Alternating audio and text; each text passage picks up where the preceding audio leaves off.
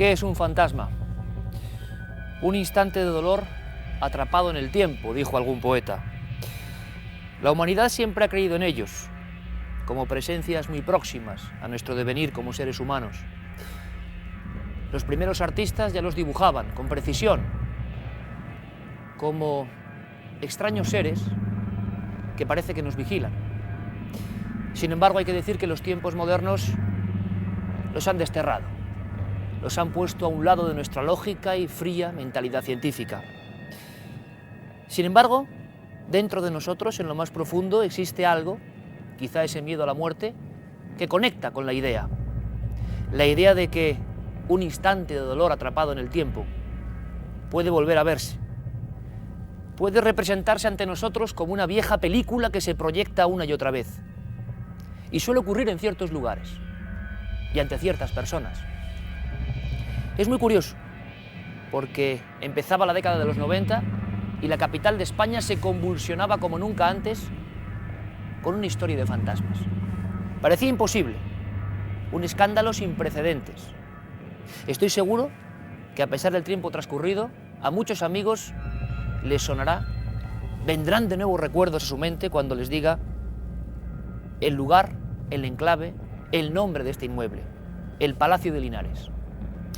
Una casa con historia, una casa con tragedia, una casa con incesto, una casa con leyenda. Y después, extrañas voces, fraudes, engaños, y hay quien dice que hechos reales. Tengo que decirles que fue uno de los programas más emocionantes de la pequeña gran historia de Cuarto Milenio. Nuestra idea, poner todo en su sitio. Invitar a policías, a comisarios, a ingenieros, a periodistas y también, ¿por qué no?, a personas que se encargaron de una investigación más psíquica, más sobrenatural, más subjetiva. Intentamos extraer una conclusión. ¿Qué pasaba en el Palacio de Linares? ¿Por qué aquellas voces? ¿Eran todas un fraude? ¿Es cierto que otros investigadores antes habían obtenido pruebas sorprendentes? En el fondo, como decíamos, una vieja historia de espectros despertaba y aterraba a todo Madrid y después a toda España. Portadas de periódicos, investigaciones oficiales, declaraciones de altas autoridades políticas y sobre todo ese miedo añejo y antiguo que todos creíamos haber olvidado. La historia de una niña, la historia de un recuerdo doloroso que seguía danzando en el tiempo dentro de ese lugar maravilloso. Espero que disfruten de la aventura, se van a sorprender. No podía ser de otra forma. En este DVD especial que titulamos ¿Qué es un fantasma?, teníamos que empezar abriendo las puertas del último gran caso. ¿Fraude o verdad? Descúbranlo ustedes. Les invito a volver a entrar, casi 20 años después, en el Palacio de Linares.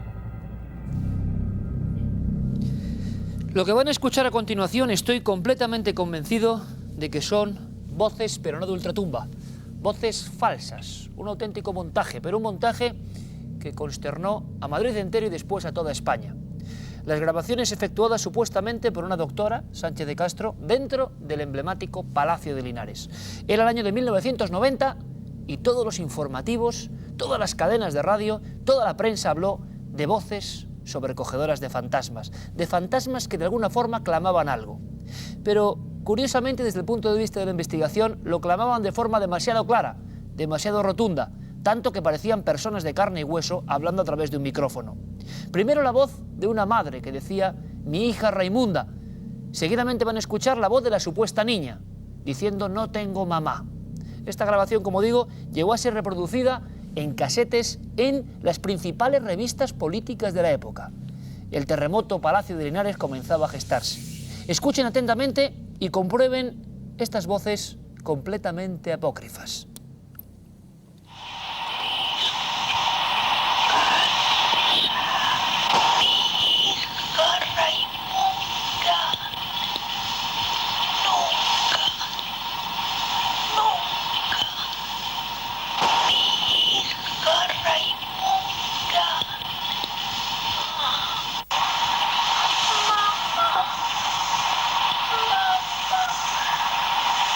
No tengo mamá.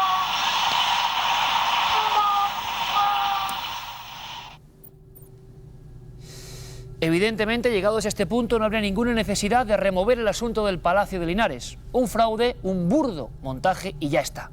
Sin embargo, otros compañeros, antes y después de estos hechos, de este torbellino informativo, obtuvieron otras psicofonías. Prestigiosos comunicadores de todas las radios de este país realmente grabaron psicofonías. Y esas psicofonías hablaban también del mismo personaje, Raimunda. Y esas psicofonías siguen siendo válidas. ¿Es posible? Recordemos ahora, para poner todo el jugo en este asunto que todavía no ha muerto, aunque muchos creen que sí, 17 años después, escuchemos, como digo, esas voces supuestamente auténticas.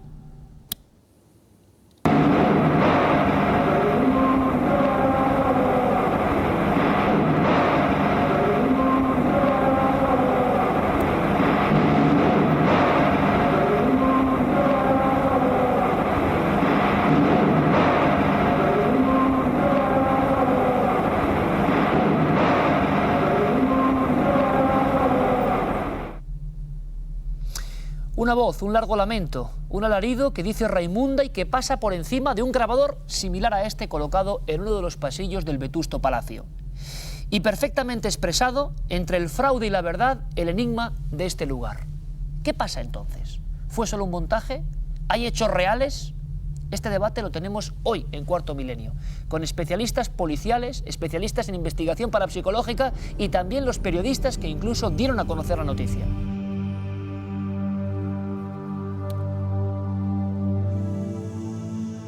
Han pasado 17 años y ninguno lo hemos podido olvidar. Ellos lo vivieron muy intensamente. Vamos a presentarles.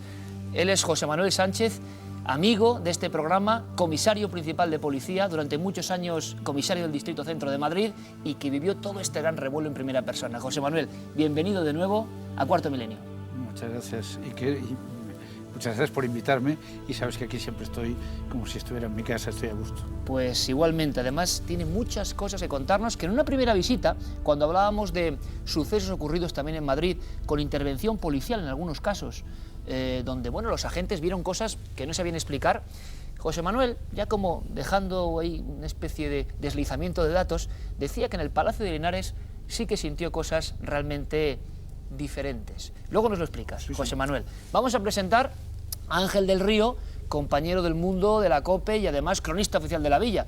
Y como cronista efectuó un trabajo que lo hemos mencionado en alguna ocasión, imprescindible para conocer Madrid, además hecho con mucha valentía, Duendes, Fantasmas y Casas Encantadas de Madrid, todo un bestseller de libros vendidos en nuestra comunidad, y donde ya deslizaba también la historia profunda, la historia antigua del Palacio de Linares. Ángel del Río, bienvenido. Encantado de estar contigo como siempre y vamos a tratar hoy un tema apasionante que en dos aspectos, uno el impacto mediático que tuvo en su día y eso animó a que la gente se interesara por la historia del Palacio de Linares y por saber quiénes eran sus supuestos fantasmas y entonces yo creo que sí hubo una aglomeración de gente en torno al Palacio de Linares, en torno a las bibliotecas intentando recabar historia, hubo también varias colas en esos días. Claro, ¿quiénes eran? ¿Qué pasó allí? ¿La famosa Raimunda existió o es una ficción? Vamos a descubrirlo con Ángel del Río. Y también tenemos aquí a un querido colega y maestro de los medios de comunicación, él es Carmelo Encinas, y a mí todavía me sobrecoge, Carmelo, bienvenido, buenas noches. Buenas noches, bien hallado. Escucharte en nuestra emisora en la cadena SER con Iñaki Gabilondo mano a mano en el programa de enorme influencia en este país Hoy por Hoy, y de verdad, volver a escucharles a los dos hablando de lo que estaba pasando en el Palacio de Linares con una emoción sin precedentes. Y vamos, Madrid se convirtió en un caos aquella mañana, ¿no? Es que aquella mañana fue una mañana intensa en términos generales, pero intensa para nosotros que estábamos viviendo una historia con todas las reservas del mundo. Sabíamos que era un material explosivo el que estábamos emitiendo, sabíamos que podía ser polémico.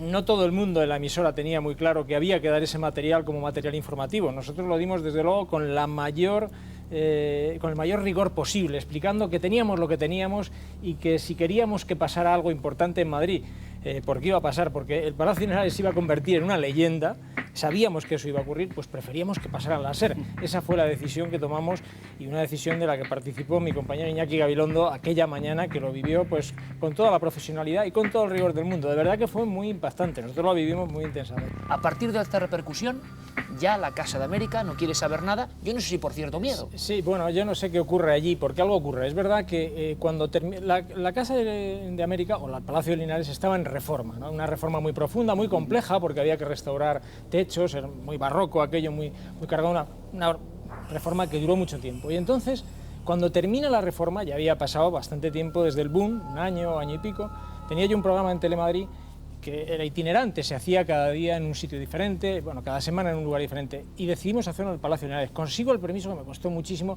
porque entonces estaba a punto de ya de terminarse esa reforma.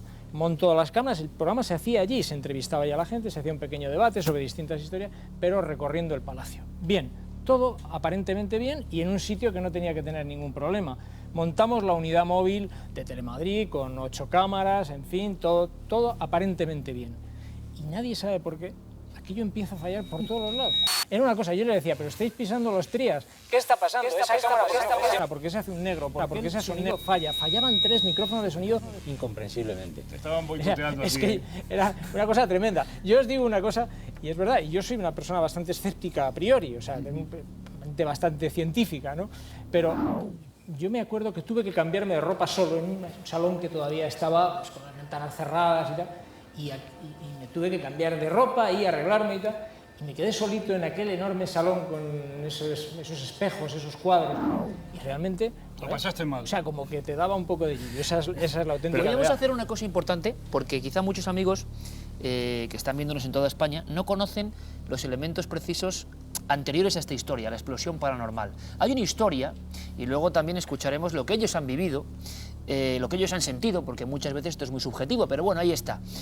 Vamos a ver, Ángel, tú has reflejado en tus obras la historia de este palacio, que no es que sea del año 1990, sino que desde casi su construcción en 1873 se viene hablando de extrañas historias. ¿Podríamos contar en titulares qué es lo raro de esas vidas que confluyeron allí? Muy brevemente, porque la historia es muy apasionante y muy larga.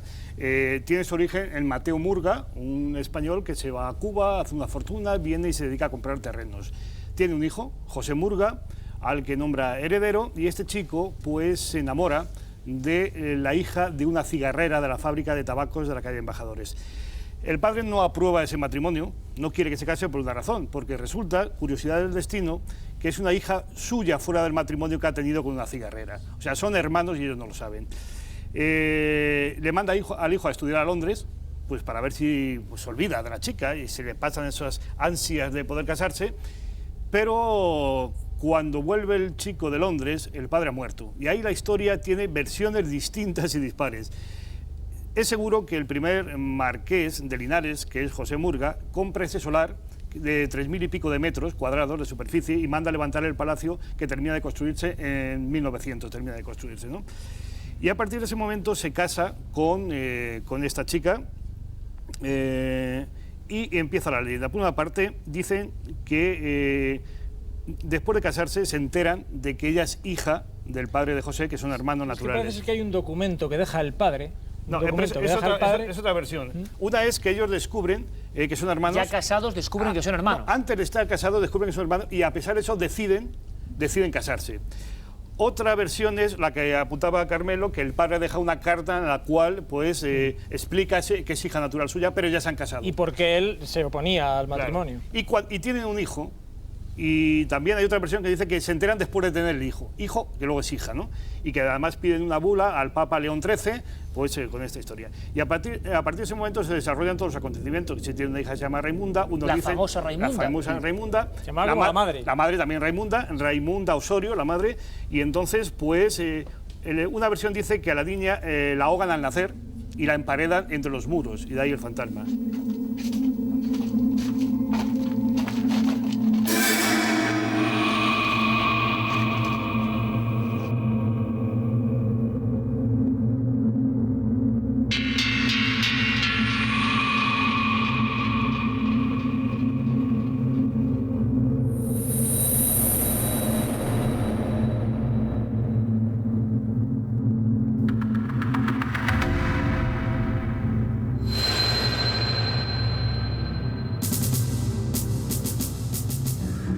Otros dicen que la niña pues es abandonada. Pero que hay una muerte traumática. Hay una muerte traumática. Incluso de un hijo incestuoso. Incluso dicen que el marqués, cuando se entera al nacer su hija de que es hermano de su mujer, se suicida. Pero eso no se corresponde porque los marqueses mueren 30 años después de esto. O sea, tardó un poco tiempo en suicidarse, ¿no?, en tomar la medida. Y la última leyenda es que terminan los dos profesando, él de cura y ella de monja. Incluso a ella se le atribuye un milagro porque había una epidemia de cólera en España y ella ofrece su vida. Además, ella profesa como Sor María Micaela y entonces ofrece su vida a cambio de que se acabe la epidemia de cólera. Se muere al día siguiente y ese día se acaba la epidemia de cólera. También se dice que el marqués se suicidó y que por lo tanto, como no podía ser enterrado en un cementerio, está enterrado en la capilla del Palacio de Linares.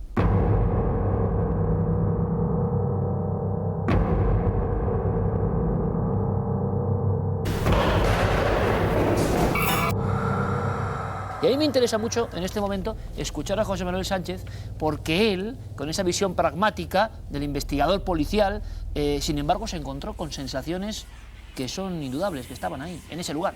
Pero son posteriores, y además fue de noche.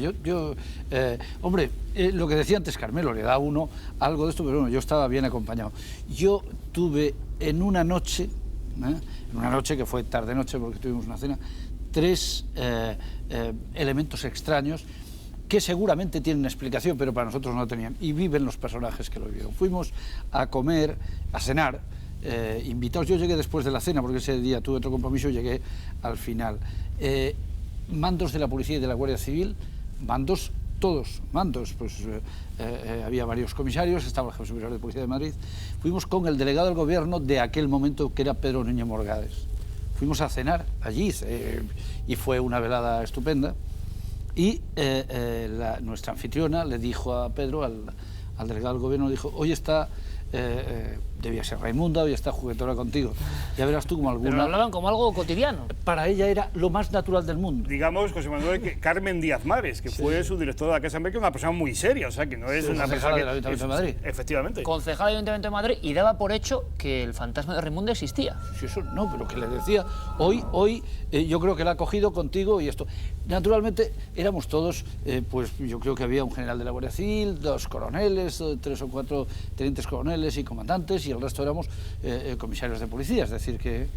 Y pues muy bien, nos provocó hilaridad, todo estupendo y tal, pero resulta que después nos hemos dado cuenta que en las fotos que se hicieron allí, pues del evento y tal, en ninguna ha salido Pedro Núñez Morgades, por circunstancias extrañas. Por ejemplo, la de la mesa, pues en la mesa se saca una foto, en la mesa con todo el mundo, y extrañamente, extrañamente no, pero bueno, la vela que está allí hace una cosa rara, suelta una luz esto y no sale la cara de Pedro. O después hay otra foto en la que sale todo el mundo, estaba yo, sale todo el mundo y tal, bueno, pues de repente la cara de Pedro sale como velada. ¿Por qué? Y así pues, en todas las fotos. En las fotos que se hicieron ese día no salió Pedro, pues no le gustarían los delegados del gobierno. Pero bueno, eso ocurrió así. Después estuvimos, nos enseñaron todo el palacio y esto. Yo ahí personalmente viví, bueno, hicimos una apuesta que todavía le recuerdo a Tomás Navarro, que entonces era el jefe de guías caninos de la Guardia Civil. Nos contaron una cosa que yo después hablé con otros compañeros y que son ciertas, y que además hay pruebas documentales que las tiene alguna televisión. Con motivo de una visita del rey se llevaron los perros nuestros de guías caninos, pues para hacer lo que nosotros llamamos la requisa del palacio, es decir, para que se pueda verificar que no hay ningún explosivo, es decir, que todo está...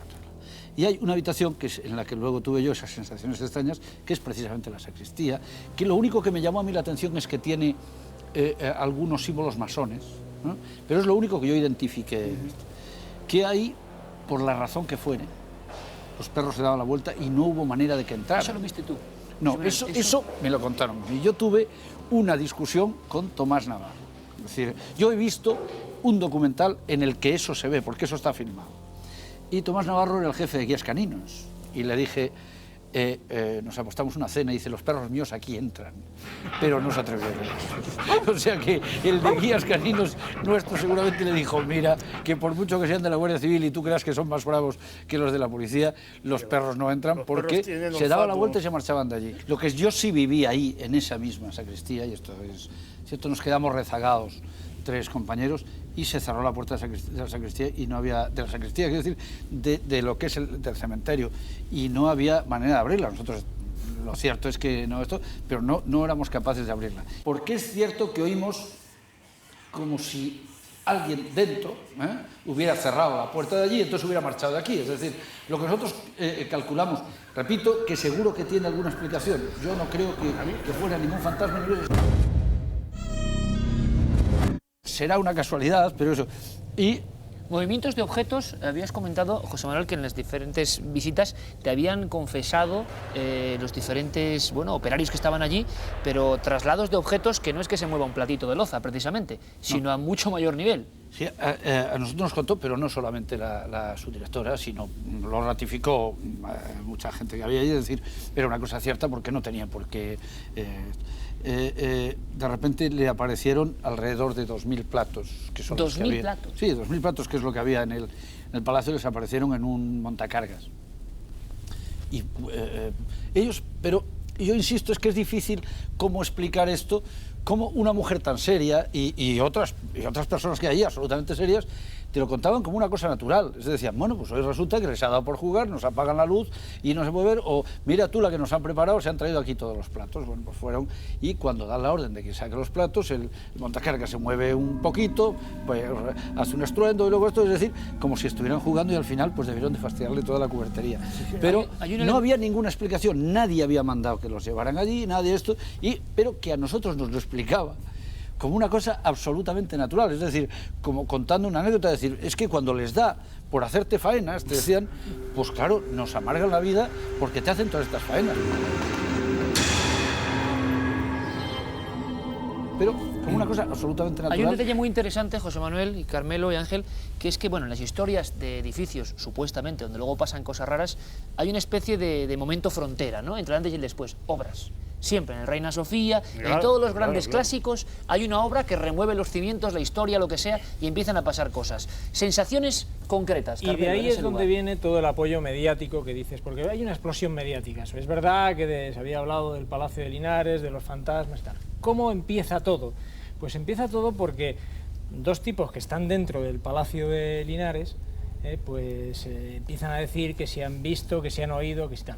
Y un equipo de parapsicólogos, en el que estaba la doctora Castro, y un grupo de personas, entre ellos, contacto con ella, desde luego, tenía el padre Pilón, tipo serio, tipo solvente, ¿no? Vamos a tener luego a miembros de su equipo. Entonces, esa gente pide un permiso a la Dirección General de Urbanismo del Ayuntamiento de Madrid para estar allí metidos X meses, trabajando, viendo... Que eso ya era especial, Carmelo, y era noticioso. Sí, lo que pasa es que lo piden con mucha naturalidad. Y esta gente está durante 6 meses metida allí grabando cosas. Bueno, y ahí queda su trabajo y presentan incluso un informe al ayuntamiento.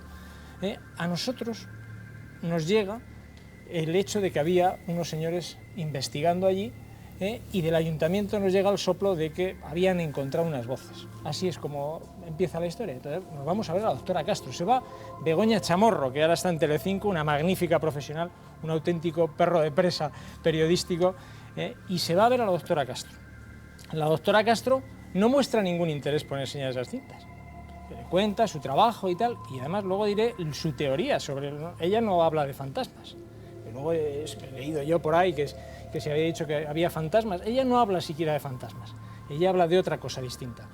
Y entonces convence finalmente Begoña Chamorro a la doctora de que le ponga las cintas. Le pone las cintas y me llama por teléfono. Y me dice, oye Carmelo, dice, aquí hay unas cintas, dice, que son espeluznantes, dice, pero esta señora no las quiere dejar. Y yo le digo, mira, te vienes con ellas como sea, digo, porque más tarde o más temprano van a salir las cintas y prefiero que salgan aquí. Si hay como decía antes, si hay una leyenda en ciernes, quiero que empiece aquí. Y entonces consigue las cintas.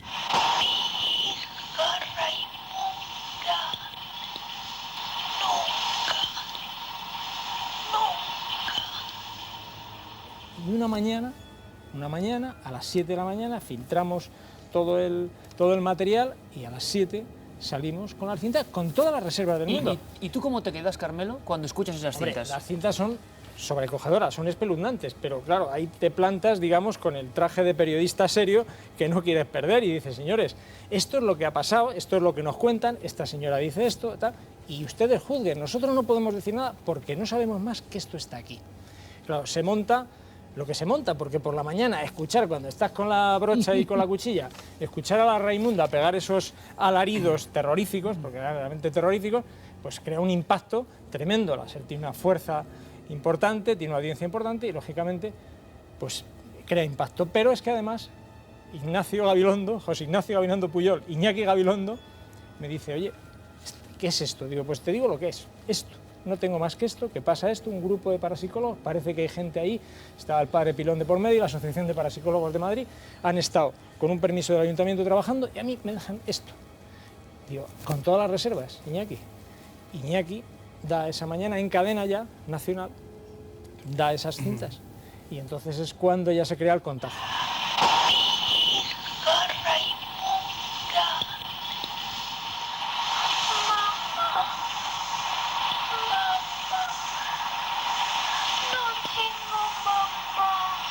Yo creo que el tema empieza a desinflarse cuando se oyen las psicofonías. Yo personalmente empiezo ya a dudar de la veracidad de todo esto cuando escucho las psicofonías. Porque tú siempre habías estado interesado de alguna forma, por estos temas, efectivamente, de alguna forma, ¿no? Y me consta que mucha gente empieza a sospechar cuando oye la psicofonía porque son tan perfectas, son psicofonías casi de estudio que nadie se la cree. Es que las hay buenas y las hay falsas. Ahí hay una matización importante. Sí, evidentemente, las que se emitieron que eran nítidas absolutamente, y eso ya es más difícil de creer en ese aspecto. Y yo creo que ahí empezó un poco a relajarse la historia.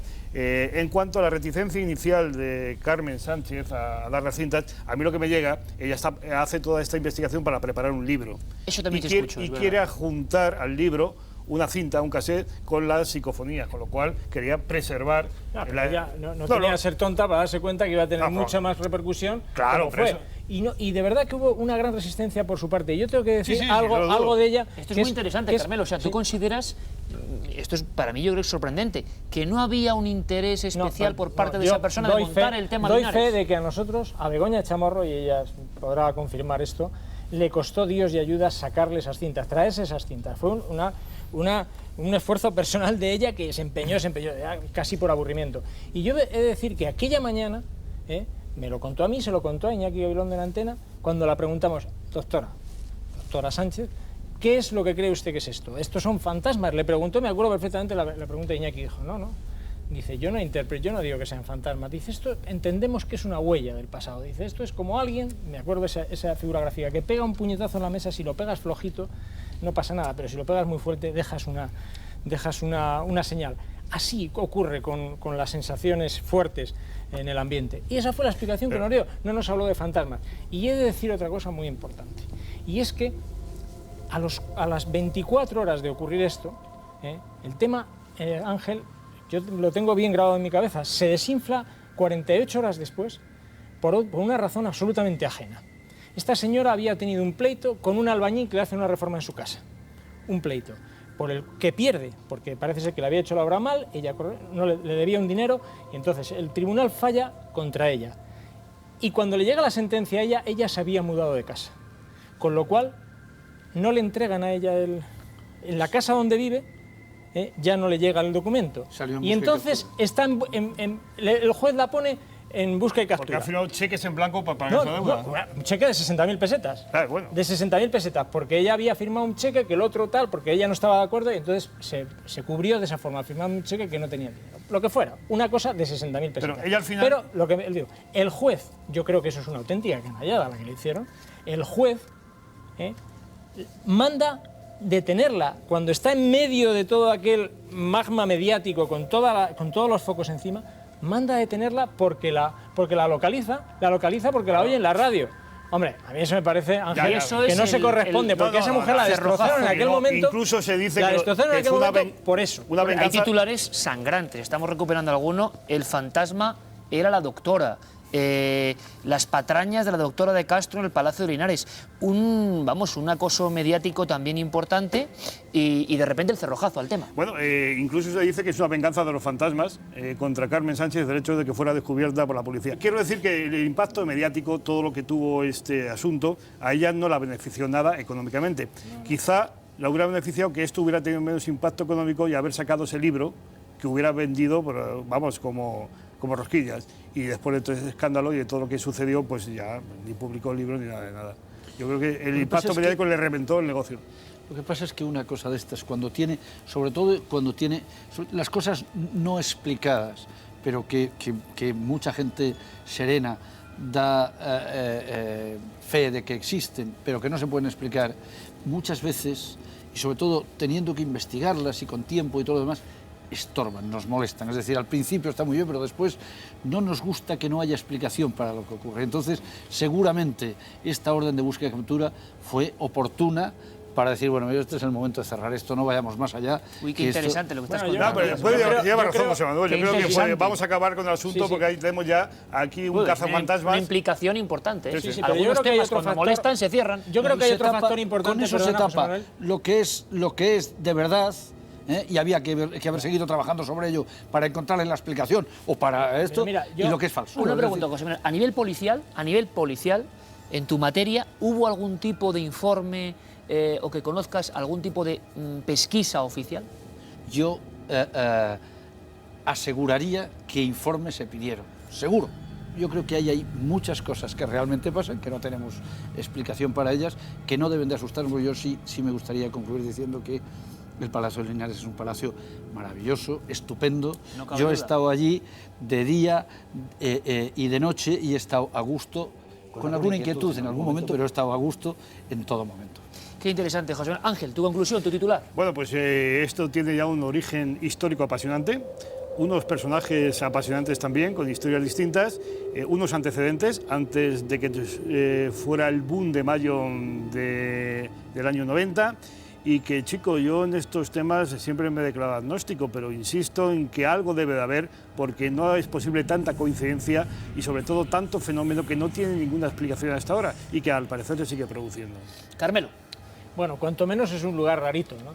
Eso es evidente. Un lugar, yo creo que inquietante. Han pasado muchas cosas ahí y yo no sé si eso se puede quedar en el ambiente o no. Lo desconozco. Soy un lego en la materia y yo trato de ser riguroso en todo, ¿no? Lo que sí que puedo decir es que no es un lugar cualquiera. Carmelo Encinas, Ángel del Río, José Manuel Sánchez, qué maravilla poder escuchar estas opiniones, como siempre en Cuarto Milenio educadamente, y como siempre ustedes, los amigos telespectadores, tendrán que extraer su propia conclusión. Pero esperen, porque si hemos hablado del impacto mediático, de la investigación, de alguna forma, la opinión de algunos miembros de la policía, de los colegas que además motivaron esta explosión que hoy nos suena absolutamente incomprensible, pero maravillosa, que duda cabe, ahora vamos con los documentos, ahora vamos con las fotografías, ahora vamos con las personas que allí dentro hicieron sus pesquisas. Yo creo que nos vamos a sorprender. Continúa nuestro dossier Palacio de Linares, aquí en Cuarto Milenio.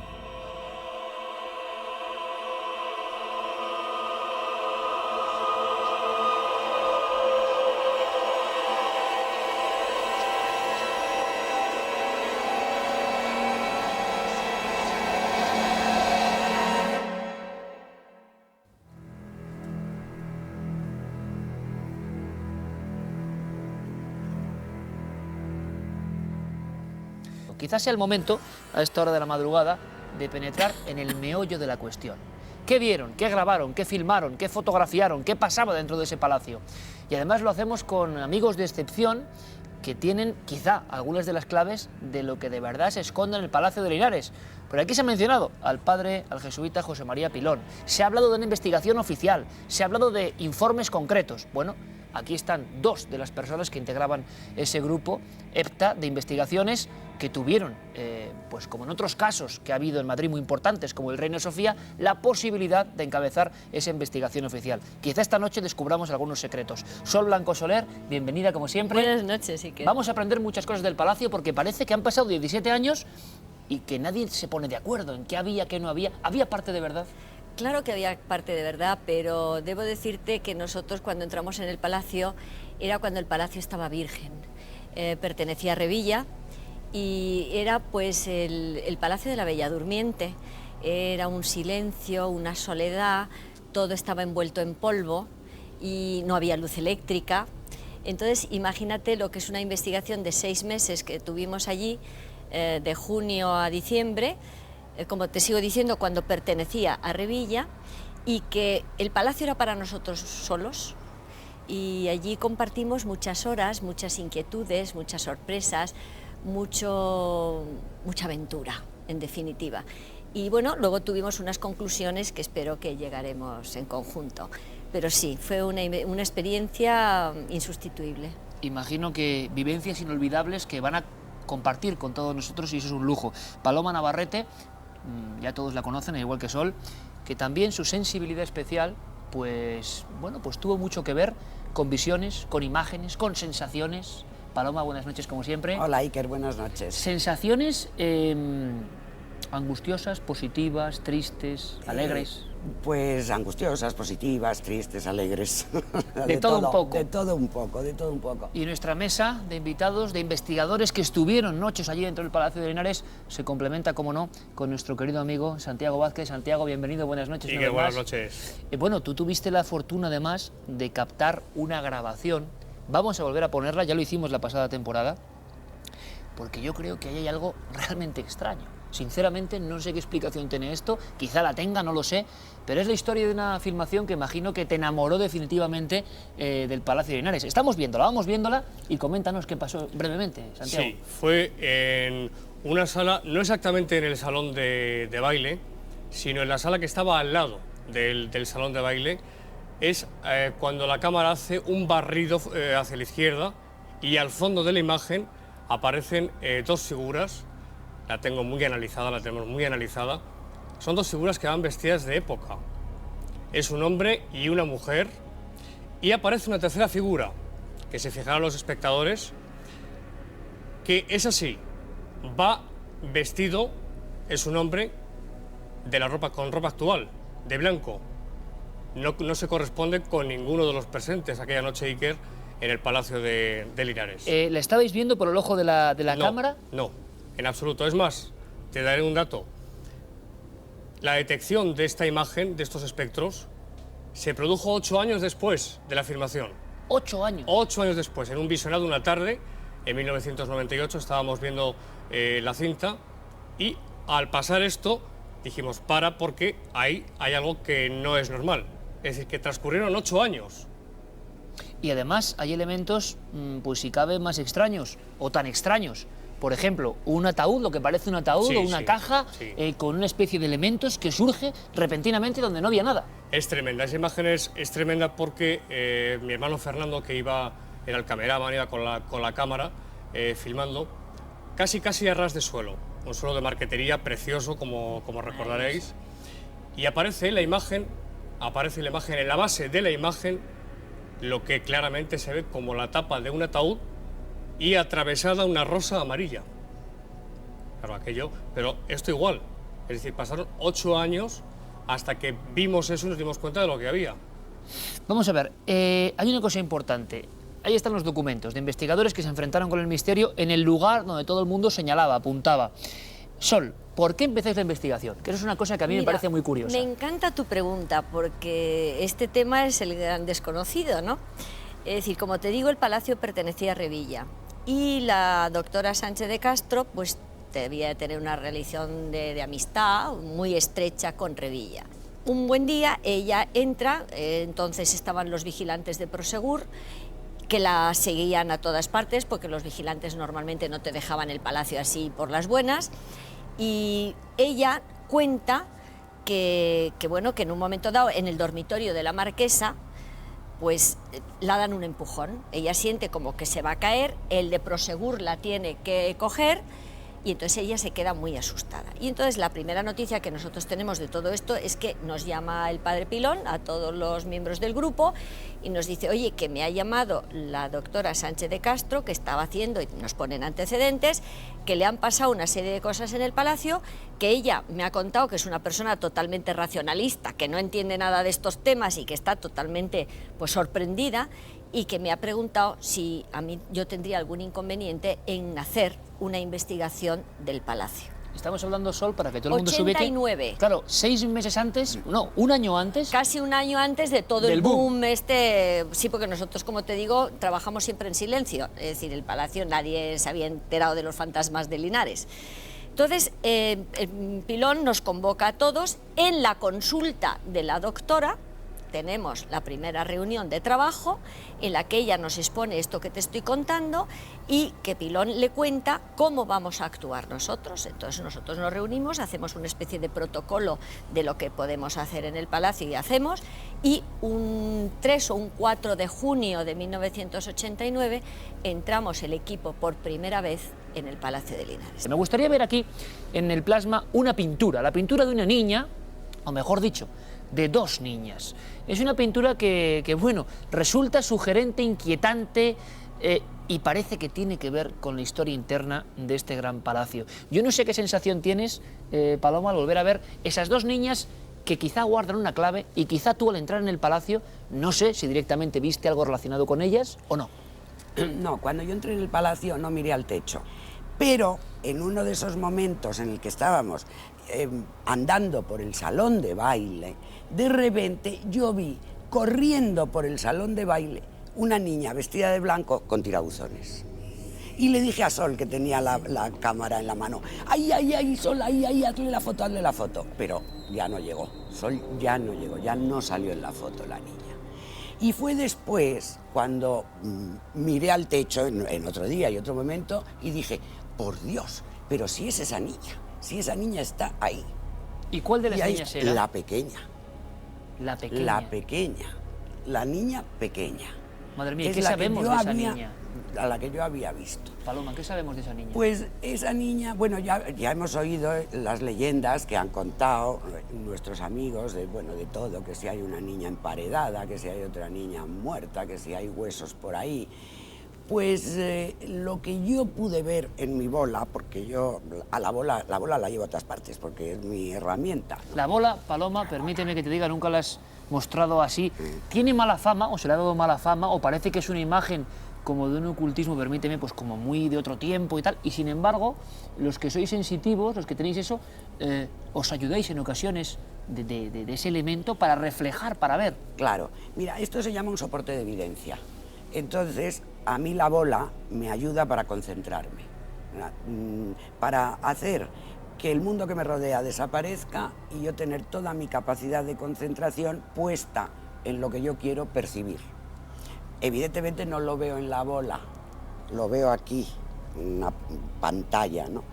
Pero la bola es el mundo y yo en este mundo veo lo que quiero ver. Es como una clave de acceso. Clave de acceso. Y centrarte totalmente. Y me centro totalmente. ¿Y qué pasó?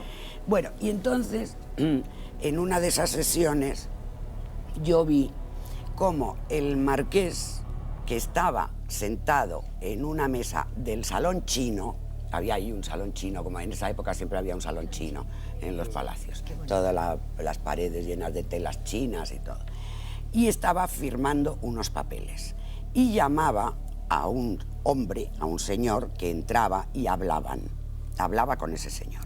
La siguiente escena es que veo salir del palacio a una niña como de, ¿qué edad tendría? Pues 7 años, por ahí, vestida como para ir de viaje con una mujer que la lleva de la mano y la meten en un coche de caballos. Entonces yo sigo buscando y veo que a esa niña la llevan a un lugar donde hay mar y naranjos. Y esa niña se queda ahí.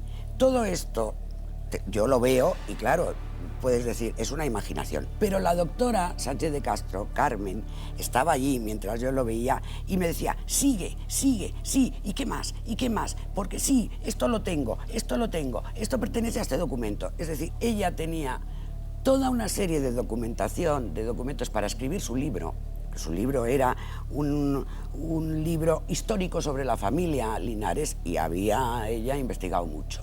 Entonces todo lo que yo le iba diciendo, a ella le iba confirmando los datos que tenía de la historia de esa familia. Es decir, en esa familia había 2 niñas. 2, no solo una, como No, se habló.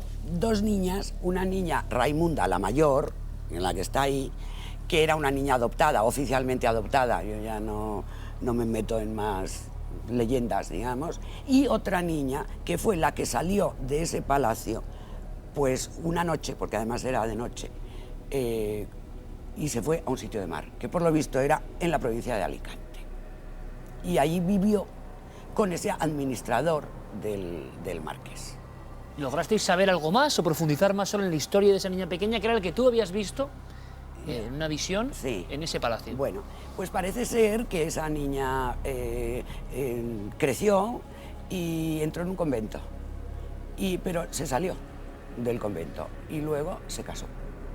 Y hay una línea paralela de descendientes que tienen que ver con los marqueses de Linares.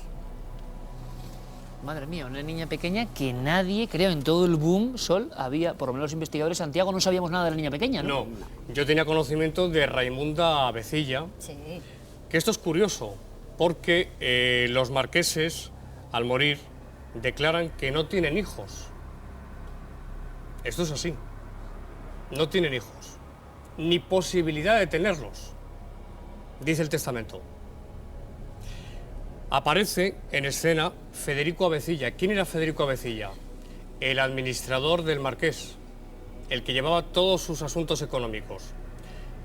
Y, supuestamente, aparece su hija, que se llama Raimunda, pero que no se sabe si era legítima o bastarda. Bueno, esto es una historia... Lo realmente interesante, y aquí es donde yo dudo, es que al morir los marqueses la declaran heredera universal de su título y su fortuna, a Raimunda Avecilla. ¿Por qué? Era esa hija que habían ocultado por no provocar un escándalo en la época, porque eran hermanos. Y a su administrador le dicen, oye, por favor, hazte cargo de Raimunda, vamos a hacer que esto parezca como si fuera tu hija. Lo cierto, y termino, es que la declaran heredera universal. Yo hago una pequeñísima matización. Que yo tengo, Una pequeñísima matización. Nuestros datos son otros. Sí. Nuestros datos son otros. El marqués deja todo su dinero a la Fundación Linares, que la puedes visitar cuando quieras, que es un hospital de beneficencia en Linares, que es donde están los dos, la marquesa y el marqués, enterrados en un panteón precioso que nosotros hemos visitado, lo hemos visto y todo, por curiosidad, no te digo que malsana, pero sí, bueno, por curiosidad, por comprobación. Bueno, y hablando de esa niña en concreto, el periódico ABC, ni más ni menos, publica, tanto ABC como, si no me equivoco, Tribuna o Tiempo. Tenemos aquí un dossier que nuestro equipo ha ido compilando. Es impresionante el eco que tuvo, no solo la historia de las psicofonías, que ahora comentaremos qué pasa con esa historia, sino la propia leyenda, que era muy conocida en Madrid. Resulta que hablan de emparedamientos. ¿Qué habéis podido averiguar? ¿Qué sabéis? ¿Qué pasa ahí? ¿Hay algo o no hay nada? Nada. ¿De emparedamientos? Nada. Nada. Bueno, solamente, a ver, en la capilla... Hay otro misterio. Hay es otro ese. misterio. Claro. En la capilla hay otro misterio. O sea, en la capilla el padre Pilón estuvo con su pendulito en la capilla y entonces ahí determinó un punto donde parece que había algo debajo del suelo, o sea, algo enterrado ahí. Había algo escondido. Sí, en la capilla, no sé si tenéis alguna foto de la capilla. Hay algunas imágenes, incluso de alguna marca del suelo, o una zona como una estrella. Sí, Es que en la capilla hay una estrella, en el centro de la capilla, y en el centro de esa estrella es donde parece que hay enterrada una caja metálica. Y entonces ya ahí empezamos a elucubrar. Aquí tenemos la imagen. Aquí tenemos la imagen de debajo Pilón. de esa estrella una caja metálica. Eso es. Por si había pocos elementos de una historia increíble, una caja metálica Pero dentro. yo te puntualizo una cosa, es decir, al encontrar esa supuesta caja, lo primero que los físicos hacen es medir el campo magnético, no fuera a ser, y con detector de metales, no fuera a ser que coincidiera con una de las vigas metálicas del palacio. Entonces se comprueba que no, que queda en el centro de dos vigas metálicas ese cuerpo metálico, pero que curiosamente, que viene el parapsicólogo, ¿te acuerdas? El presidente del... El mexicano. El mexicano, que era el doctor encantador, que nada más llegar al palacio empieza con el péndulo y dice, uy, aquí hay enterrado algo. y no le habíamos dicho nada de que nosotros teníamos la sospecha de que en el centro de la capilla había algo enterrado. Entonces, vamos a ver, estuvimos midiendo el forjado porque a ver si era un cuerpo el que estaba enterrado ahí. No hay suficiente altura, digamos, para un cuerpo. Entonces, llegamos a la conclusión de que era una caja metálica, puesto que era sensible a la detección del detector de metales. Unos decían que tenían papeles y documentos, otros decían que tenían huesos, que pueden ser reliquias también. Imagínate que en aquella época muchas veces en las capillas privadas se conseguían reliquias pero normalmente las reliquias se solían poner en el altar, no en el centro del suelo de una iglesia o de la capilla, pero en fin, podría ser. Entonces, ese es el segundo misterio, la niña y la caja que está enterrada en el centro de la capilla. Y además de visiones, que vamos a ir comentando, las cámaras fotográficas también, entre comillas, tienen visiones. Hemos, con la deferencia del grupo EPTA, hemos visto algunas fotos que van a ir ustedes disfrutando de diversos halos lumínicos, diversas formaciones que a veces coincidían justo donde señalaba Paloma. Sí, a veces sí. Sí. A veces dices, mira, ahí está, y del sol hacía la foto y aparecía sí, ahí hay una foto una que está a la bola mano. luminosa, maravillosa. Me gustaría mostrar un documento, una fotografía fija de esa noche de la filmación de Santiago, lo ponemos como elemento más. Sí. Erais 3 personas. Hombre, esto tiene que ser un poco tenebroso registrarlo y verlo. Y os dais cuenta de que en la filmación, en el fotograma, aparecen 2 individuos junto a vosotros, mirándoos. Sí. En efecto, Iker, estábamos en la base, en nuestra base, donde habíamos dejado todos los equipos, las fundas, todo. Y ahí estamos, en esa fotografía. El primero por la izquierda es nuestro compañero Enrique Muro. Pedro Esteban el segundo. El tercero, el del medio, soy yo. Pero hay 2 figuras que están como de perfil. Exactamente. Se puede ver mirándoos. Esas 2 figuras que están ahí no existían. Es decir, no había nadie en ese momento en el palacio con nosotros, en ese momento, en ese lugar. Perdona, ¿son 2 hombres? Posiblemente, sí. Y es un fotograma, es decir, el que estaba filmando era mi hermano Fernando. Esas 2 personas de la derecha, esas 2 figuras, no deben existir puesto que no había nadie. Vamos a ver, Paloma, en algunos lugares clave se producían ciertas visiones, sensaciones. Nos has hablado de angustia, de temor, de alegría. Sí, efectivamente. Bueno, ¿en qué zonas? Yo te quería decir, yo a la niña la vi físicamente, al marqués y a la marquesa los vi a través de la bola. O sea, no allí. No allí. Allí la que se me presentó fue la niña. A lo mejor había más gente que yo no vi, o sea, en cambio vosotros captasteis otras presencias. Yo la presencia que capté en directo fue la de la niña. Mira, un lugar donde había una sensación de sufrimiento fue el dormitorio de la marquesa.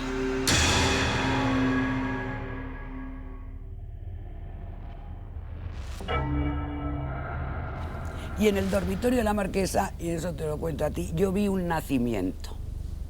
O sea, lo que yo vi en la bola es que la marquesa estaba de parto y ahí había nacido un bebé. En ese palacio, en ese lugar, según siempre tu visión, nació un bebé. Pero puede ser entonces esa niña, la visión del nacimiento de esa niña. Puede ser. Yo ya no, eso no lo sé, pero puede ser la visión puede ser esa niña, efectivamente. Y llegamos a un punto que me gustaría mucho saber vuestra opinión sincera, porque se ha hablado mucho de la doctora de Castro, de la explosión mediática de esas voces que dicen mamá, no tengo mamá, mi hija Raimunda, utilizando elementos de esa historia que llenan todas las emisoras, todas las televisiones. El informativo de la primera cadena abrió con esas voces.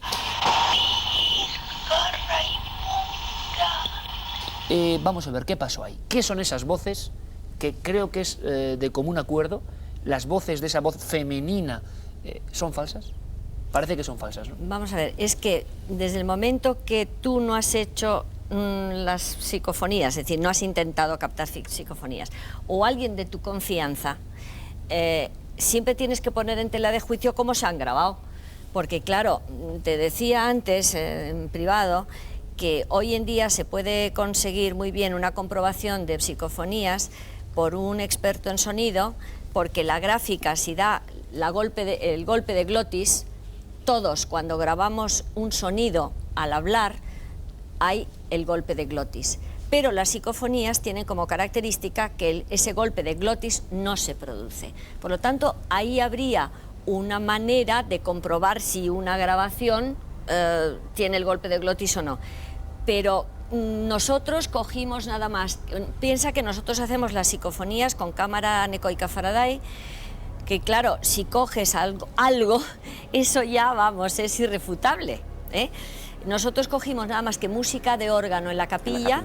Música de órgano. De órgano en la capilla, que no existe, por supuesto. Eso lo escuchamos directamente nosotros. Nosotros directamente, Para bueno, el pues oído. nosotros lo grabamos. Sí, sí, es que Estando allí. estando Sí. allí. Y luego nosotros grabamos también una vocecita que en el dormitorio de la Marquesa que decía Susi.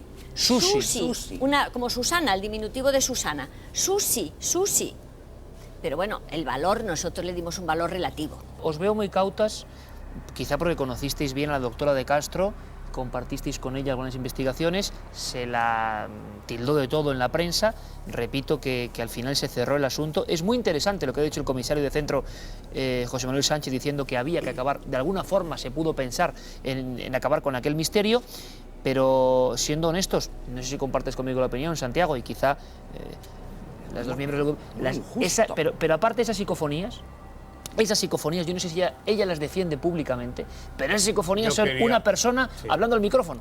Un importantísimo investigador de este país y divulgador de la parapsicología recibe una llamada telefónica en su domicilio, hablo de esa época, y es la actriz de doblaje contratada por esta señora que le dice a este investigador que si puede ir a verle a su casa para pedirle disculpas. Esta persona, este investigador, la recibe en su casa y le confiesa que ha sido ella quien ha hecho las voces tanto de la niña como de la madre, porque si analizamos, y eso ya lo vimos nosotros en 1990, si analizamos ambas voces, la que corresponde supuestamente a la marquesa y la de la niña Raimunda, se trata, Iker, de la misma persona. De la misma voz. Y llegados a este punto, que es clave y es tremendo, hay dos cosas muy importantes. Al mismo tiempo, hay que decirlo, que hay esas voces que suenan como alguien, y los que hacemos un poco radio y los que hemos hecho radio sabemos un poco, alguien hablando al micro, no tiene nada que ver con lo que obtienen algunos equipos de radio, donde además aparece el mismo nombre, Raimunda, pasando por encima además de la grabadora.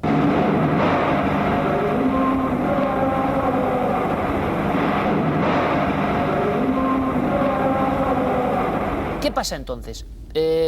Yo no sé qué ha sido de esta doctora, el equipo ha intentado localizarla por todos los medios, no hemos podido, hay que decirlo, a veces se pueden llegar a metas y otras no. Nos hubiera gustado mucho dar la oportunidad a la doctora Sánchez de Castro, se habló de que no es doctora, se habló de un montón de cosas. Si esto es así, ¿qué se perseguía? ¿Había sabido de algunas investigaciones vuestras y había reinventado el misterio del Palacio de Linares con algún objetivo oscuro que no conocemos? Yo no lo sé, yo no entiendo bien esto, porque yo de estas psicofonías de la doctora no tenía ni idea. Sí. O sea, porque es que nosotros terminamos nuestra investigación y y nos fuimos cerramos y ya está. el tema y ella siguió luego. Sí, Y cuando porque todo el saltó boom vino todo después. el tinglao, nosotros ya estábamos fuera. Cuando saltó todos los medios y todo el follón y todo, nosotros ya habíamos terminado, ya habíamos entregado nuestro informe y estábamos fuera.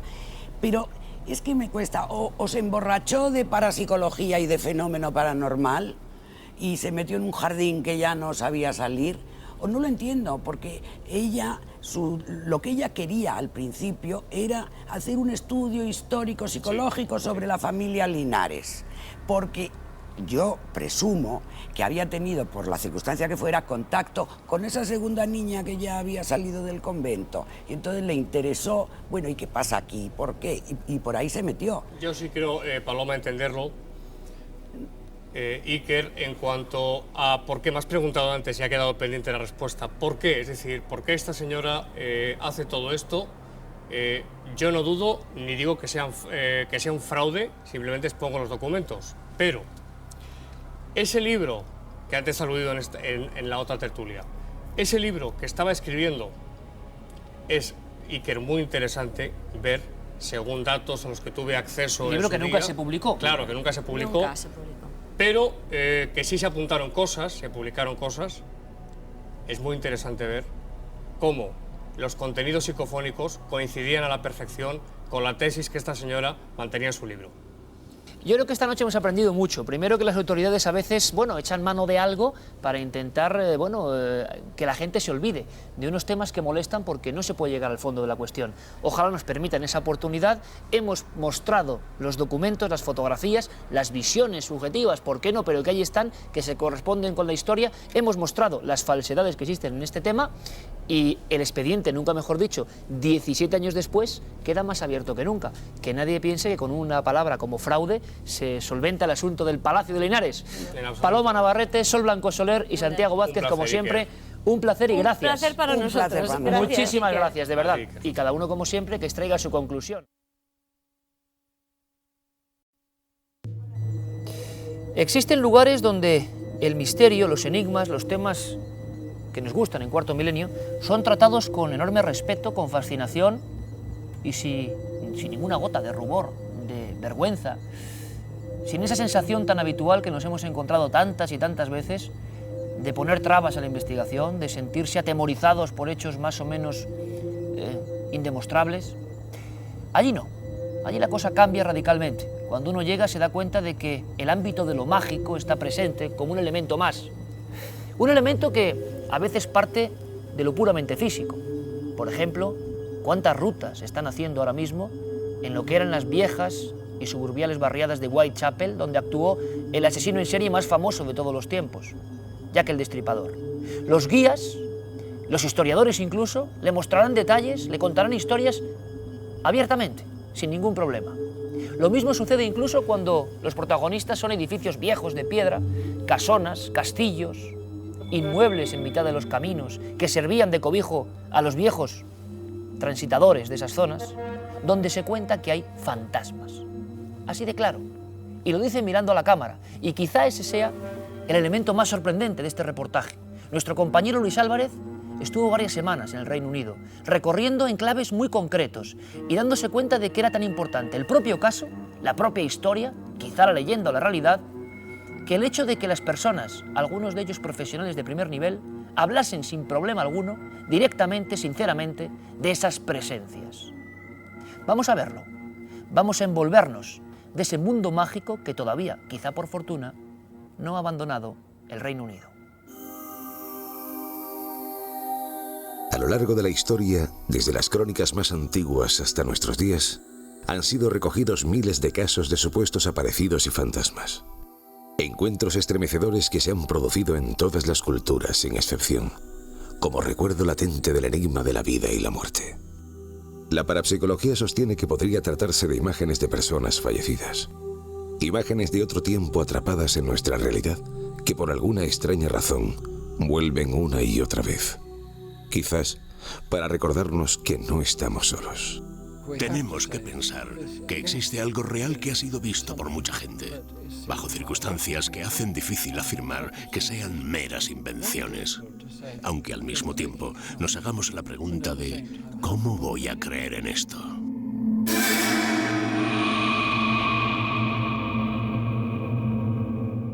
En este escondido rincón del centro de Londres, parece que el tiempo se hubiera detenido. A pocas yardas del Hyde Park Corner se encuentra el Grenadier Inn, un viejo enclave con más de 2 siglos de accidentada historia a cuestas. Al cruzar sus puertas, uno tiene la sensación de transportarse al pasado en un viaje imposible. La estética se conserva casi como el primer día, cuando era una humilde cantina de oficiales del ejército británico. Y la atmósfera roza lo mágico. Peter Underwood, un reputado investigador inglés, no dudó en calificarlo como la posada más encantada de toda Inglaterra.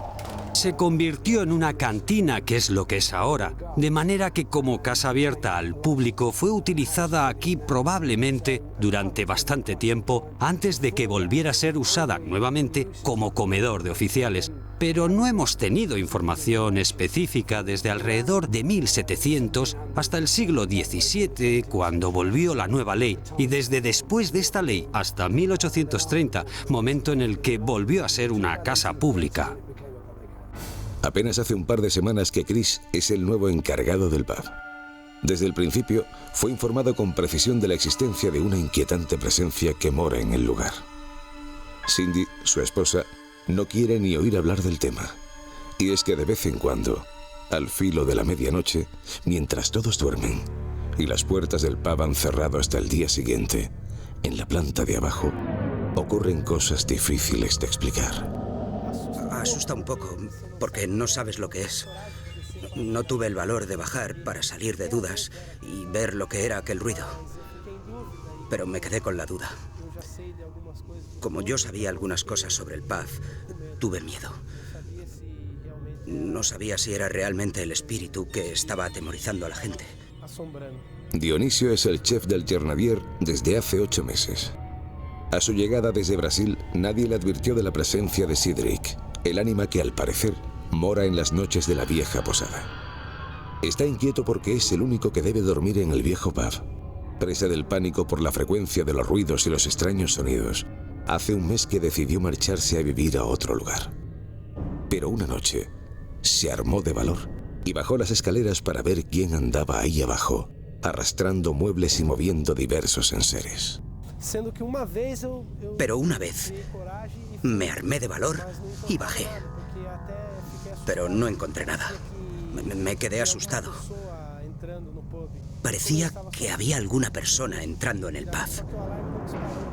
Pero como estaba solo, no seguí. Pero la alarma no saltó. Escuché ruidos, pero no saltó. Me acordé que ese pub tenía fantasmas o algo diferente. No volví, no quise continuar. Preferí acostarme y terminar con todo eso. Pero ¿quién es realmente Cedric? ¿Existió o es producto de la pura leyenda? Para comprenderlo, quizá debamos remontarnos al otoño de 1820. En lo que hoy es la bodega, los oficiales del primer regimiento de infantería al servicio del duque de Wellington se divertían jugando a las cartas y bebiendo sin control. Aquella velada de finales de septiembre debería haber transcurrido como otra cualquiera. Pero entrada la madrugada, el más joven de los oficiales fue sorprendido haciendo trampas. De inmediato, se inició una acalorada disputa. El joven fue despojado del dinero conseguido y arrojado sin piedad por estas escaleras hasta producirle la muerte. Desde entonces, hay quien asegura que su espíritu vaga cada noche expiando la culpa de la deshonra entre los viejos salones de la posada fantasma. Hoy son pocos los que se atreven a vivir en las habitaciones de la antigua posada. Tom Westwood, fallecido recientemente, fue el barman que más años trabajó y vivió en el Grenadier. Después de 2 décadas en servicio, tuvo varios encuentros con el soldado fantasma. Tom ciertamente estaba convencido de que había una presencia en el edificio y de varias maneras, y en diversas manifestaciones, hubo una serie de experiencias que revelaron la presencia de nuestro fantasma. Pero ¿dónde se siente más su presencia? ¿Dónde se le ha visto exactamente? Creo que su presencia se siente más en el sótano, donde estuvo en tiempos el comedor de la cantina de oficiales, que es alrededor del 1800, justo al final del siglo XVIII. También puedes ver las escaleras de atrás, donde cayó muerto, que es claramente otro lugar en donde la gente dice poder sentir mejor la presencia de Cedric. El techo del Grenadier está forrado con billetes de todas partes del mundo. Los visitantes espontáneamente decidieron enviarlos como una forma de purgar la culpa del soldado errante. Sin embargo, pese a que Chris ha estimado que en el techo deben haber varios miles de euros en divisas, el fantasma de Cedric no ha abandonado el lugar. En una de las paredes, al lado de la barra, se pueden hojear decenas de recortes de prensa publicados sobre la historia de su fantasma. Desde The Times, el Wall Street Journal o el prestigioso diario francés Le Figaro se hicieron eco de los extraños sucesos. Pero ¿cómo podemos estar seguros de que este es un auténtico caso de fantasmas y no una simple fábula para obtener publicidad? Si cuentas con ejemplos documentados, con testimonios que demuestren que más de una persona, en más de una ocasión, sin conocimiento previo del tema, han visto al mismo fantasma, entonces creo que podemos afirmar que sí, que es un auténtico caso de fantasmas. Y este parece ser el caso del Grenadier. Hilary Evans es toda una autoridad en la investigación de lo paranormal en el Reino Unido. Posee una de las bibliotecas más importantes sobre investigaciones reales de espectros. Estudios realizados apuntan a la posibilidad de que estas visiones podrían corresponder a proyecciones de nuestro inconsciente. Sin embargo, muchos investigadores no piensan lo mismo.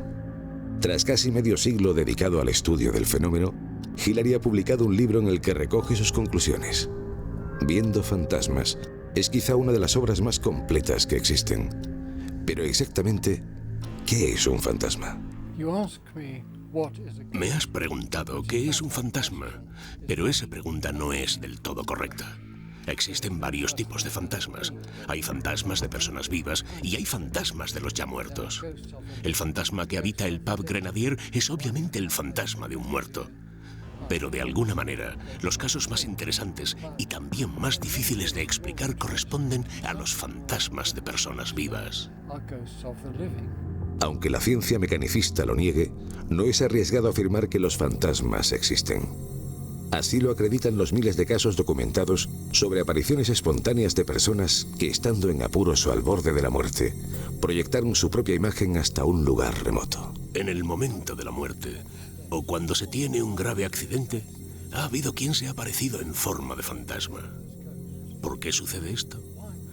Seguramente solo quieren comunicarse y decir: mírame, me está pasando algo grave. Esto no sucede de forma consciente y deliberada. Quizás sintieran la necesidad de comunicarse. A menudo se aparecen al marido o a la mujer o a alguien muy cercano. Aunque en otros casos se aparecen a desconocidos. Puede que en ocasiones se abra ante nosotros una puerta al pasado, mostrando una realidad paralela. Es posible que aquello que hoy no comprendemos, en un futuro tenga una sencilla explicación. Puede incluso que el miedo y la sugestión estén detrás de algunos de los encuentros con el más allá. Pero lo cierto es que en el Grenadierin por las noches, un viejo soldado del duque de Wellington hace de este enclave su hogar, quizá a la espera de que algún día alguien rompa el encantamiento que lo mantiene atado a nuestro mundo desde 1800.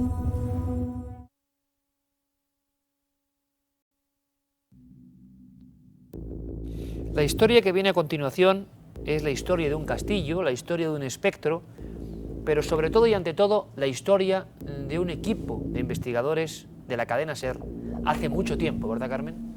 Hace 25 años, pero parecía que era el primer día cuando estuvimos allí con ellos grabando este reportaje, porque las emociones volvieron a surgir como entonces.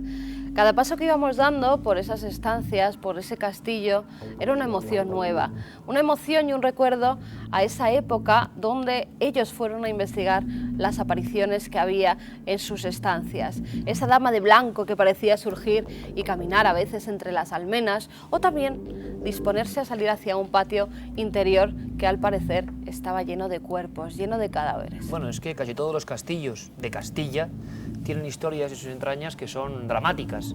En esta nos contaban la crónica, las vivencias, los amores y las desgracias de Manuela, así llamaban al supuesto espectro.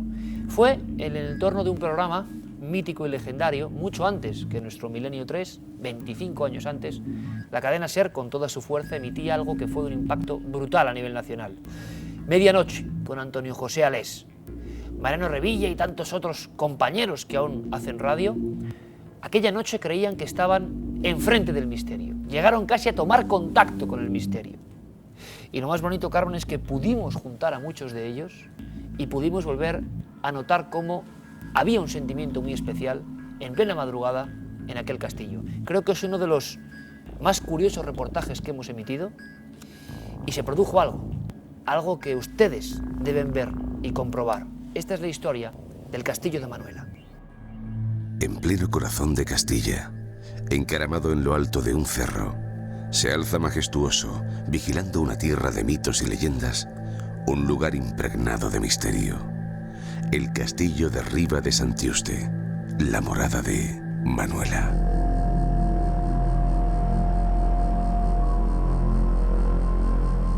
Desde su construcción en el siglo X, el castillo ha sido testigo y causa de constantes batallas. El que lo poseía lo defendía, el que lo anhelaba lo atacaba. Los ajusticiamientos y las venganzas han teñido de sangre los riscos cercanos a la fortificación. Para no pocos lugareños, tantas vidas arrancadas quizá hayan encendido la mecha de lo paranormal. Siempre ha habido batallas, escaramuzas, no batallas grandes, pero vamos, siempre que si tomaban el castillo los árabes, que si lo tomaban los cristianos. Entre sus muros descansan los cadáveres de muchas de las víctimas de esas reyertas. Hombres sin nombre que perdieron la vida en este extraño castillo con forma de barco. Ha habido bastantes muertes. De hecho, incluso nombres de zonas. Por ejemplo, ese camino de ahí abajo se le llama el Camino de los Muertos. Y el cerrillo que hay ahí se llama el Cerrillo de la Horca, señal de que ajusticiaban a gente. Y en fin, ¿acaso el hecho de que haya habido muertes es el hecho de que yo qué sé, probablemente haya espíritus o brujas? Durante décadas, los mentideros de la zona rumorean acerca de extraños sucesos que solo ocurren puertas adentro. Luces que vagan en la oscuridad, sollozos apagados y presuntas apariciones alimentan la leyenda de una mujer de otro tiempo. Cuentan las crónicas legendarias que hace siglos, cuando la fortaleza estaba en manos de los moriscos, el señor del castillo decapitó a su propia hija por serle infiel a su prometido. Ella se llamaba Manuela y su alma en pena vaga por las estancias del castillo, apareciéndose a incautos y curiosos. Solo una vez, hace muchos años, la Manuela rompió el silencio que había guardado durante siglos y quizá quiso dar un mensaje. Lo hizo con un grupo de hombres y mujeres que formaban parte de un programa mítico de la radio española, el Espacio Medianoche, que dirigía Antonio José Ales en la cadena SER. Han transcurrido 25 años desde entonces, pero ninguno de ellos ha olvidado a Manuela. Este castillo impresiona. Habíamos venido otras veces y yo siempre había notado algo especial al venir aquí. Está en un sitio muy raro. Es una montaña, luego un valle todo alrededor, te da una sensación de soledad. Hay un pasillo que lo llamábamos el pasillo de las apariciones porque es donde parece ser que se producían las apariciones de la Manola. Entonces hubo un momento en el que a Les le ofrecen hacer un piloto de televisión y cuenta con parte del equipo de la SER pues, para que le colaborásemos con él. Estábamos Antonio José Ales, José Antonio González, Mariano Revilla, Chema Fernández, Juan Poseu, Almudena Belda, Toni Chao y yo. Veníamos a simular que esa Manola, la fantasma, se nos iba a aparecer. Y yo siempre tuve la impresión de que nos quiso como dar un escarmiento, ¿no? Nunca había pasado nada y ese día dijeron, pues hoy os va a pasar. Yo creo que hubo una provocación inconsciente por nuestra parte hacia lo que sea y esto saltó. Llegó el momento de rodar la escena en la que supuestamente las alarmas saltaban porque la presencia estaba ahí. Chema, que era el que estaba en el programa, hacía pues, de manera especial, como especialista, como técnico, hacía un montaje de aparatos. Puse un sensor de infrarrojos, un volumétrico de infrarrojos. A la mitad del pasillo puse una barrera de ultrasonidos. Al comienzo del pasillo puse otra barrera de infrarrojos. Todo eso iba conectado a un aparato que mis compañeros lo denominaron la UBI. Y era simplemente pues, un aparato que yo había diseñado en el cual venían a parar todas las respuestas de esas alarmas. Se veía por medio de luces y por medio de sonidos si había algún ruido o ocurría alguna cosa. Yo quedé con el muchacho que vivía aquí en que fuera por un pasillo de atrás y subiera arriba y disparase esas alarmas, ¿no? Para simular precisamente la presencia de la mano. Toni Chao fue a hacerla saltar. Yo le dije, venga, ya te puedes ir. A los pocos segundos se disparan las alarmas. Salimos todos corriendo. Chema le dijo, has corrido mucho, no me ha dado tiempo a hacer nada. Chema, yo es que no he disparado nada. Toni dijo que no le había hecho saltar nada, que habían saltado solas. ¿Cómo que no has disparado nada? Se han disparado las alarmas. Y dice, sí, pero yo no las he disparado. Nos empezamos a poner nerviosos, teníamos claro que aquí no entraba nadie, no estaba nadie, nada más que estábamos nosotros y estábamos todos juntos.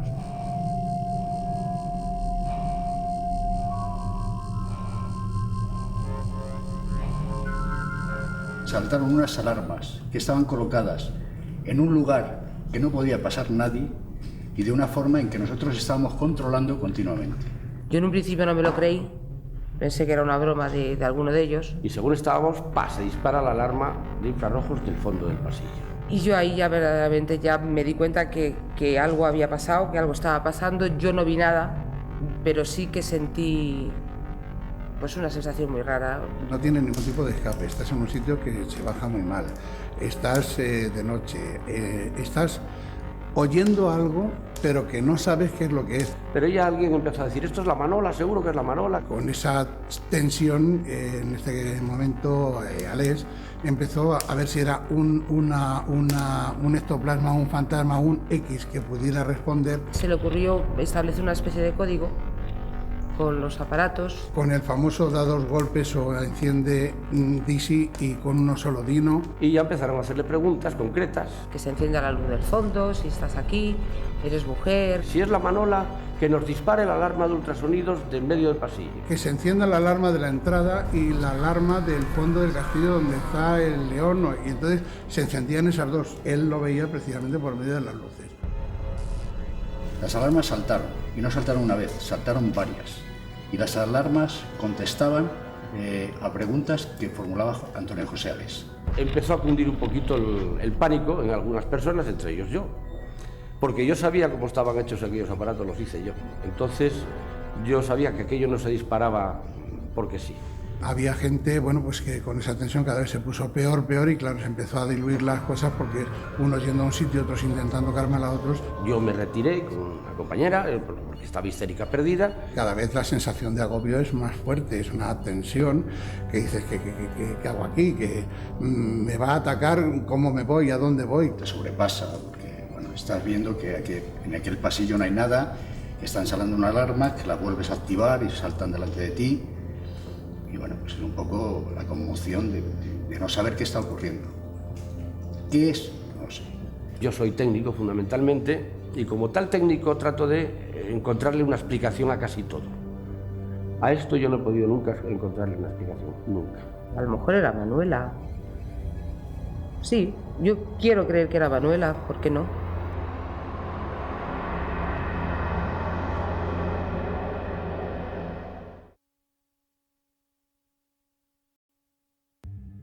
Viajamos ahora hasta la Asturias más profunda y ancestral, a las cuencas mineras.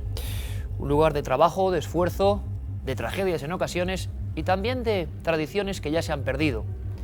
O quizá no, porque esta historia nos reconciliaba con ellas.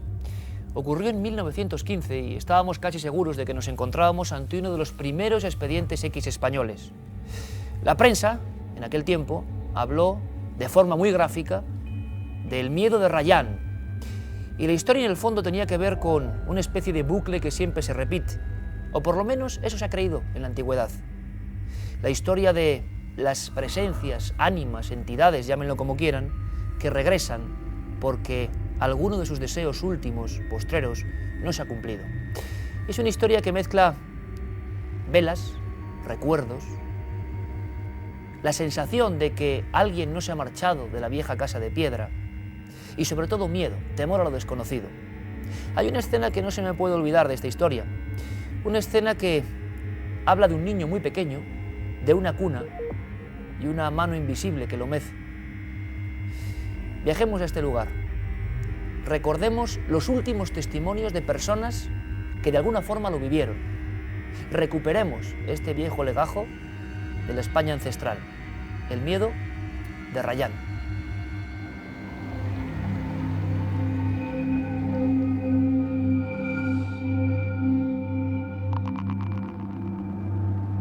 Hay lugares donde el tiempo parece haberse detenido.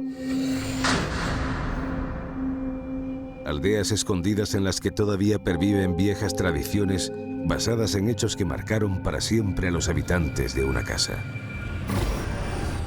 Hoy en día, en la diminuta aldea de Rayán, situada en el asturiano concejo de Aller, apenas queda una decena de habitantes. Los hechos que les vamos a narrar sucedieron hace ya casi 100 años, pero su naturaleza fue tan aterradora que jamás pudo caer en el olvido.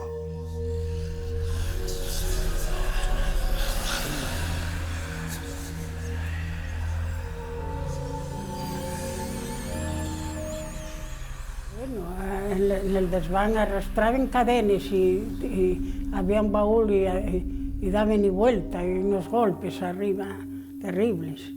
Y claro, decía mi abuela que mi padre era el que más castigaban porque él, claro, tantos golpes y tantos, él levantábase y iba al desván con un palo y a ver, tantos cagamentos, como decía ella. Y entonces, claro, él venía para la cama y era peor. Al darse en la cama, un vaso de agua venía y todo por arriba, dámelo por él.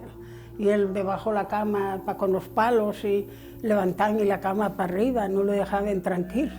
Decía que, claro, él blasfemaba y eso y era peor. Para entender el comienzo de esta historia, debemos situarnos en pleno corazón de la Asturias minera de 1915. La familia González Bayón estaba compuesta por gente humilde y sencilla, cuyos hombres se dedicaban a la extracción del carbón. Su vida era rutinaria, hasta que una noche, Concepción González se quedó dormida junto a la cuna en la que descansaba su 13º hijo, Juan Bayón. Al despertarse, no pudo dar crédito a lo que veían sus ojos.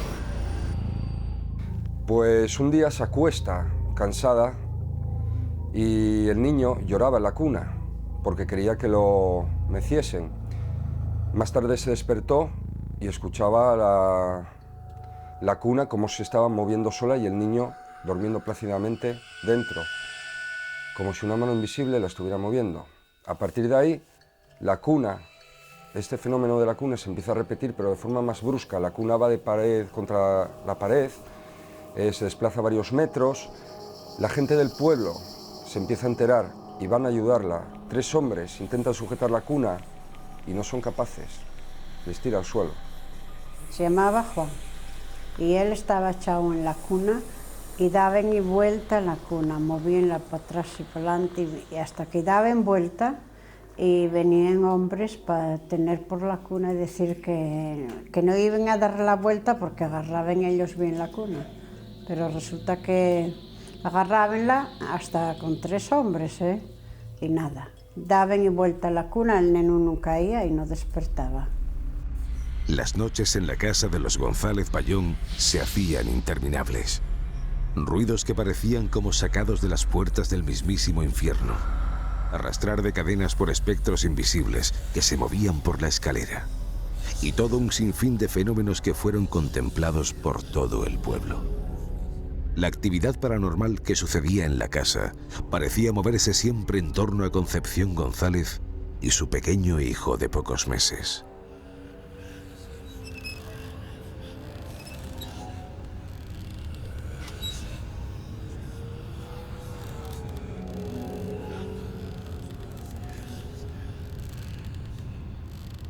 Iba para la cama y él quería el crío, no quería más que lo arrollaran. Y ella dejólo en la sala y fue para la habitación a dormir y el crío seguía durmiendo. Decía mi abuela, que para que suelen mecer la cuna. Y ella levanta, sí, está, sin saber que el crío durmiendo en la cuna meciendo. Y bueno, y ella que tenía una cómoda y tenía escapularios y santos, tenía todo allí puesto. Por la mañana amanecía los rosarios por las orejas y todos los santos haciendo una cruz en el crío. Los fenómenos inexplicables llegaron a tomar tal magnitud que tuvo que intervenir la Guardia Civil en varias ocasiones, así como diferentes sacerdotes que llegaron hasta Rayán para exorcizar la casa, sin que el resultado de estas pesquisas fuese jamás positivo. Nada podía con la supuesta maldición que había penetrado en aquel inmueble. La casa de Rayán, la casa del miedo, como empezó a llamarle la gente de los alrededores, siempre estaba frecuentada por los vecinos, pero ya los pueblos de alrededor, la Guardia Civil incluso acudía al lugar para escuchar esos ruidos. Incluso desde fuera de Asturias, los primeros grupos espiritistas que había en España acudieron al lugar a hacer rituales y diversas prácticas que no sirvieron para nada. Sucesos imposibles que no paraban de atormentar a esta sencilla familia. hechos que Cuarto Milenio ha rescatado de casi un siglo de olvido.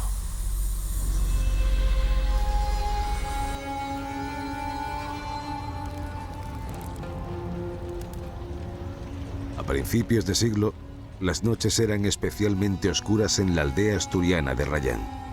Justo en la última casa de la localidad, los ruidos extraños y los fuertes golpes no cesaban.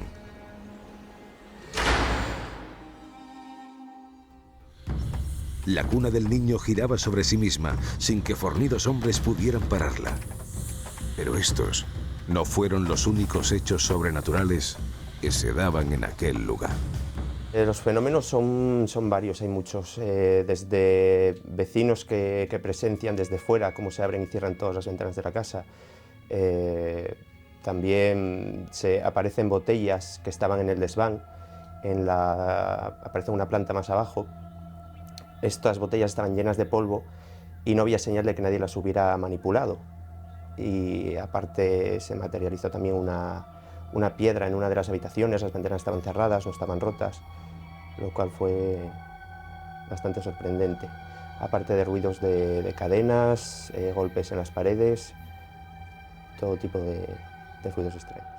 Eran ruidos muy fuertes y que tiraban cosas ahí a la sala y que no, por ejemplo, caía una botella del desván y no tenía nada de señales de haber cogido y estaba llena de polvo y no se, o sea que estaba llena de polvo y no se tocaba con los dedos.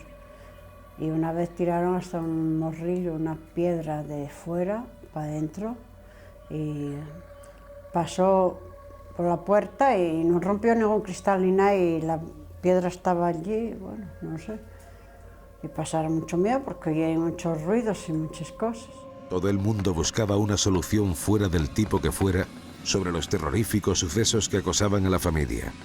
Pero el tiempo pasaba sin que aquello pareciera tener fin. Concepción González seguía siendo el epicentro de todos los hechos paranormales y quizás en ella podía estar encerrada la forma de terminar con la maldición. Pero una noche sin previo aviso, todo cambió para esta familia. El sueño de Concepción González se rompió por una voz y una sombra que le debía de contar un gran secreto.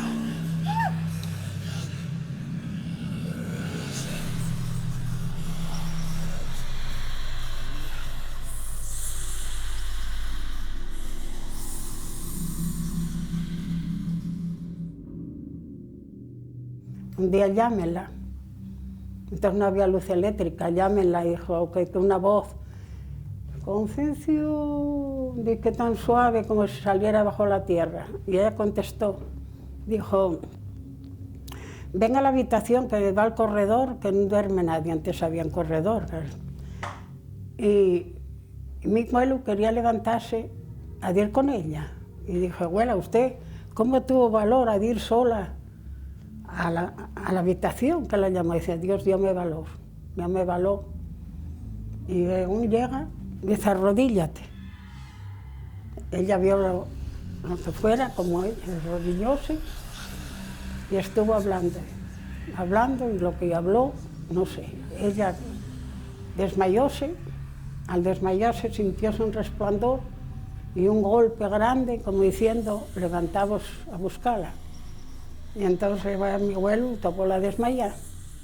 Y ella decía, mira, Felicita, tienes que ponerme una vela bendita cuando vaya a morir. Dije, coño, ¿por qué tengo que ser yo? Si está Cristina, está María, tienes nietes cerca, yo vivía en Caborana. Tienes que ser tú, poneme la vela. Y entonces eso que ella habló dijo que no podía hablar a nadie, nada más a la hora de la muerte podía hablar lo que ella habló, lo que se presentó.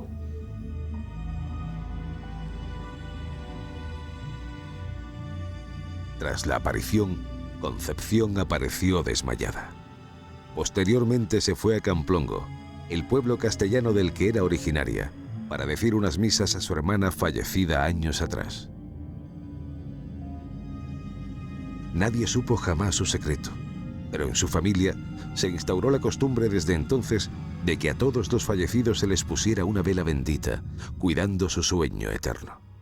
Una luz que impidiera para siempre el regreso de aquella terrible oscuridad que durante un tiempo los atormentó.